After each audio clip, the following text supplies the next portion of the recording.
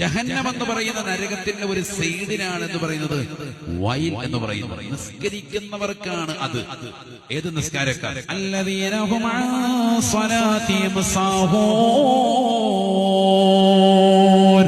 മടിയും അലസതയും വെച്ചുകൊണ്ട് നമസ്കരിക്കുന്നവർക്കാണ് ഈ ഭാഗമെന്ന് നബിയുനാ റസൂലുള്ളാഹി. മടിയും അലസതയും വെച്ചുകൊണ്ട് നമസ്കരിക്കുന്നവരാണെന്ന് പറഞ്ഞാൽ അല്ലദീന യുഅഖിറൂന സ്വലാത അൻ ഔഖാതിഹാ. നമസ്കാരത്തെ അതിന്റെ സമയത്തെ തൊട്ട് പിന്തിക്കുന്നവരെ കുറിച്ചാണ് അല്ലാഹു പറഞ്ഞത് എന്ന് നബിയുനാ റസൂലുള്ളാഹി.